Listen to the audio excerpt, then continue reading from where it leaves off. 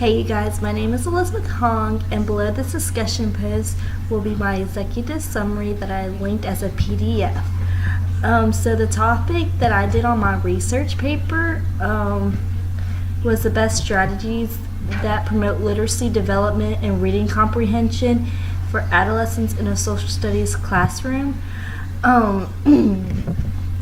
I did my endorsement in social studies. That's why I chose social studies, because it's very important for students to learn the history and how certain countries came to be the way they came.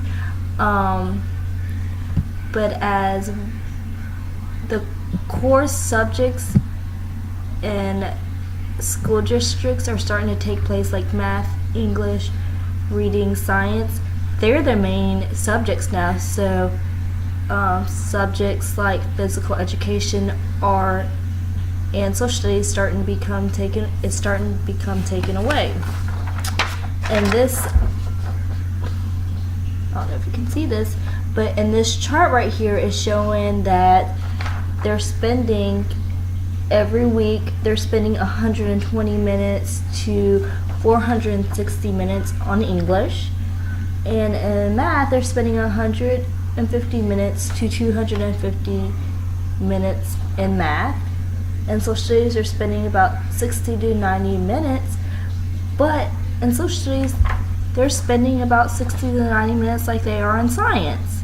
So it's kind of crazy to think about that, because social studies is very important to our children, and I feel like when being in the classroom, people are integrating English with social studies or reading with social studies, because teachers just do not have time to teach these subjects in the 8 hours that these kids are in school. So a little bit about social studies. It includes geography and civics.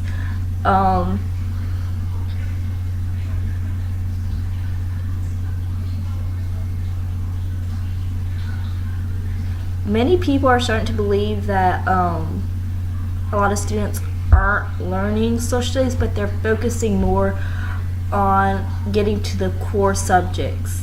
Like when they're integrating English and reading into social studies, they're more worried about finding the right answer. They're not taking in the information that they are learning about social studies, but they're worried about finding out the right answer or writing the right prompt. They're not worried about taking in the historical events that are happening, or the historical information it's going to hinder them later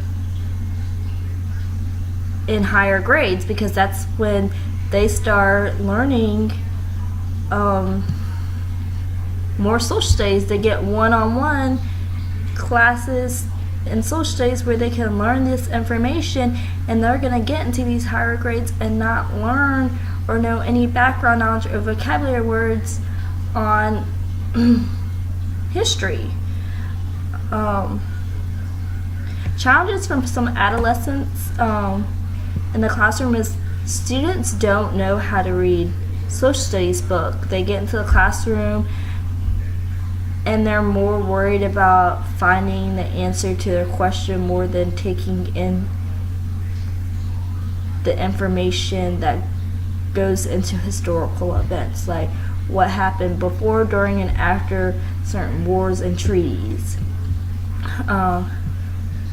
There's been a decline in social studies in middle school and high school years, because in Mississippi, you only take a state test for U.S. history, and other than that, they're not worried about, social studies, because it is not a core subject, but it will hinder the kids later on.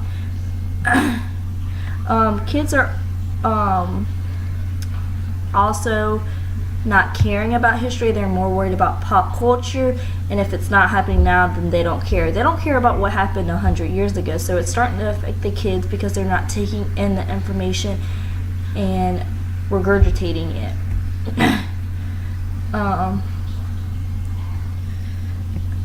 challenges for some teachers in the adolescent level is that, like I said before, they are worried about the core subjects, and they're not taking into account social studies. So like they can spend 4 days a week on on their core subjects, and then Friday it'll be like 30 to 45 minutes teaching social studies. The teachers I've been observing lately have been, that's what they say. They said that they know it's bad to teach 30 to 45 minutes of social studies a week, but they just don't have enough time in the day, and they need to get these kids to where they need to be for social studies.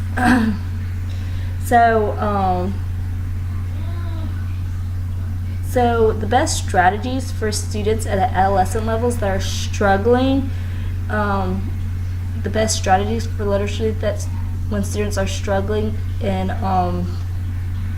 social studies is that the strategies can be cue chart, list and label groups, anticipation guides, word walls, thematic future analysis, and retelling and summarizing.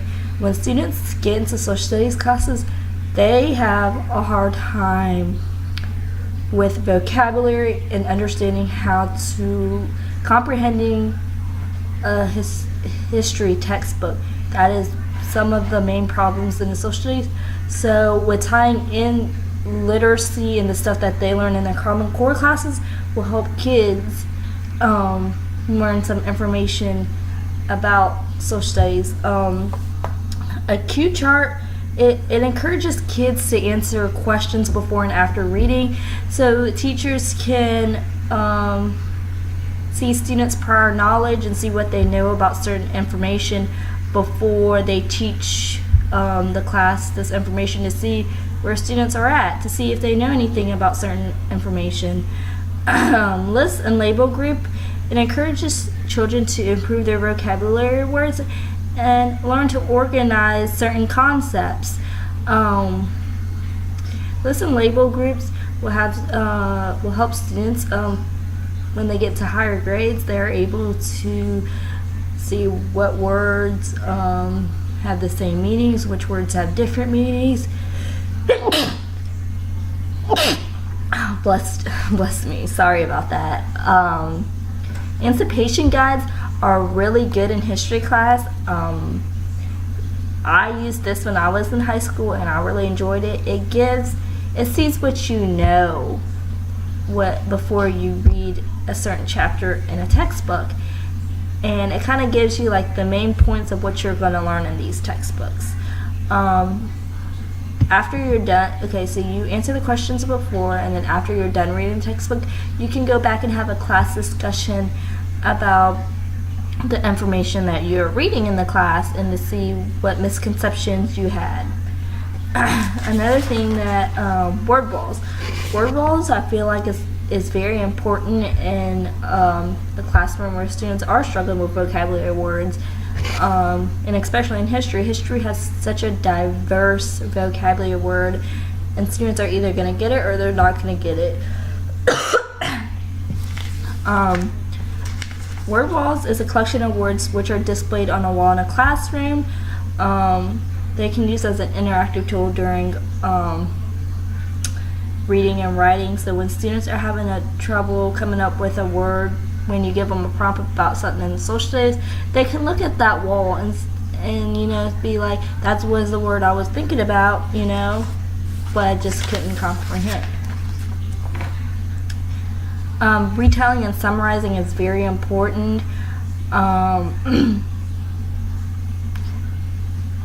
If you're able to retell and summarize what goes on in a chapter, then you can comprehend what they're trying to tell you in the textbook. So that's what my research was, about strategies that can influence literacy for adolescents in a social studies classroom. So I hope you guys enjoyed my presentation. Thank you.